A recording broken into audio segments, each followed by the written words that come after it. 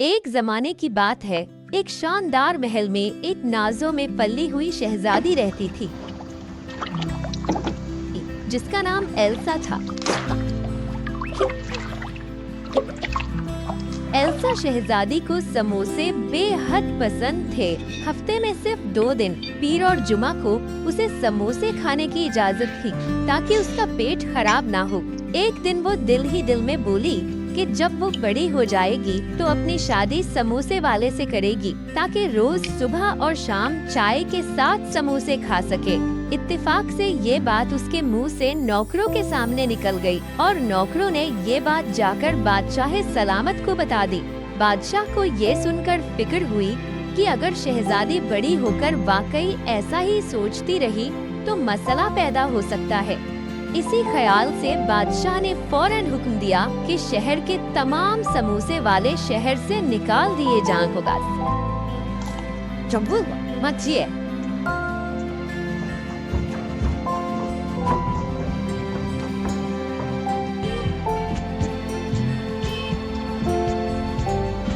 जब शहजादी को मालूम हुआ कि समोसे वाले शहर से निकाल दिए गए हैं, तो वो बहुत रंजीदा हुई और खूब रोई पेटी।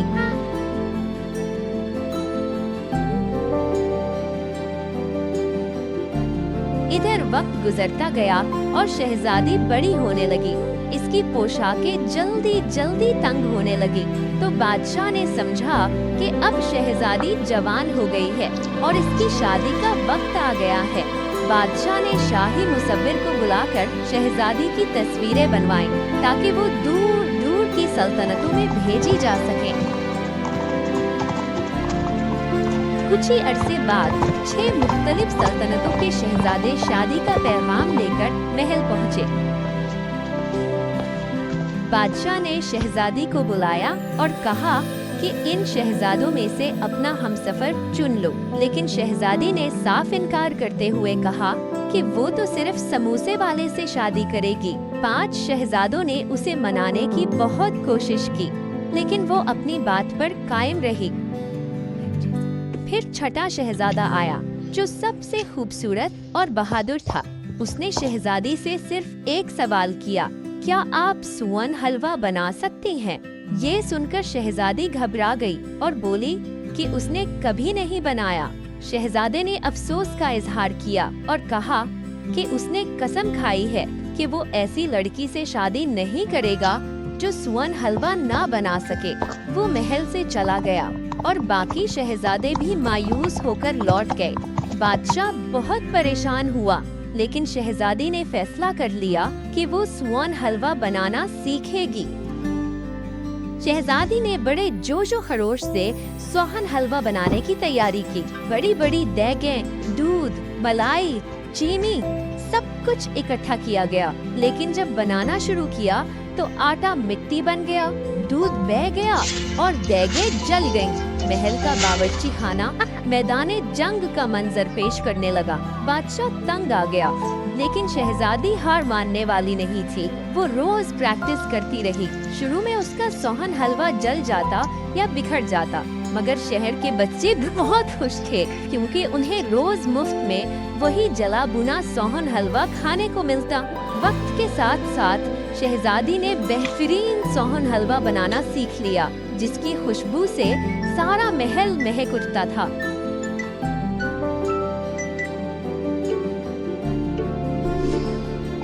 अमेजिंग! एक दिन शहजादी ने खिड़की से एक मानूस आवाज सुनी, समोसे, गरम गरम समोसे। वो दौड़कर खिड़की तक गई। नीचे एक नौजवान सफेद कपड़ों में सर पर बड़ी टुड़े रखे समोसे बेचता हुआ आ रहा था। उसने ऊपर देखकर कहा, समोसे तो नहीं चाहिए? शहजादी ने शर्मा कर जवाब दिया, हाँ, लेकिन मेरे पास आज पैसे नहीं। नौजवान ने कहा, पैसे की जरूरत नहीं, अगर आप चाहें तो समोसों के बदले सोहन हलवा ले लूंगा। शहजादी खुश हो गई और बोली, मेरे हाथ का बनाया हुआ ताज़ा सोहन हलवा हाजिर है। जैसे ही शहजादी समोसे वाले को सोहन हलवा पकड़ाने लगी, समोसे वाले के सारे समोसे नीचे गिर गए। जब वो प्लेट नीचे गिरी, समोसे बिखर गए। वो नौजवान ऊपर देखकर मुस्कुराया और शहजादी ने उसे पहचान लिया। वो कोई आम समोसे वाला नहीं, बल्कि वही छठा शहजादा था जो उसे छोड़ कर गया था। शहजादी खुशी से आई और शहजादे को महल के अंदर ले गई। वहाँ बादशाह भी मौजूद था। शाही दस्तरखान पर गरम गरम समोसे और शहजादी के हाथ का बनाया हुआ सोन हलवा सजा हुआ था। सब लोग इकट्ठे बैठ गए। शहजादा मुस्कुराकर बोला कि उसे सिर्फ खाने का शौक नहीं, बल्कि वो चाहता था कि उसकी शरीके हयात मेहनत और हुनर को समझे। शहजादी ने शर्माते हुए कहा कि वो हुनर अब उसने सीख लिया है। बादशाह कहकहा लगाकर बोला कि फिर देर किस बात की, ये शादी आज ही होगी। इसी दिन शहजादा और शहजादी की शादी धूमधाम से हुई। पूरा महल सजा, बैंड बजा और खुशियाँ मनाई गईं। दोनों ने ढेर सारे गरम समोसे और मीठा सोहन हलवा साथ रख लिया ताकि सफर में भूख न लगे। और शहजादा घोड़े पर सवार हुआ और शहजादी को अपने साथ बिठाकर अपनी सल्तनत की तरफ रवाना हो गया। कोई घने जंगल से गुजरने लगे। जंगल में अंधेरा था, हवाएं सीटियाँ बजा रही थी और दरख्त सरसराते थे, लेकिन वो दोनों निहायत खुश थे। जैसे ही वो एक पुरानी झोंपड़ी के करीब पहुँचे, तेज खुशबू हवा में फैल गई। ये समोसों और सोहन हलवे की खुशबू थी। झोंपड़ी के अंदर रहने वाली एक चुड़ैल वो खुशबू सूंघते ही बाहर आ गई। उसकी आंखें सुर्ख थी, बाल बिखरे हुए और चेहरे पर खौफनाक मुस्कुराहट थी। उसने अपना जादू किया और एक लम्हे में शहजादे और शहजादी को अपनी झोंपड़ी के अंदर ले आई। शहजादी घबराकर बोली कि ये तुमने किया, वो हमारा खाना था।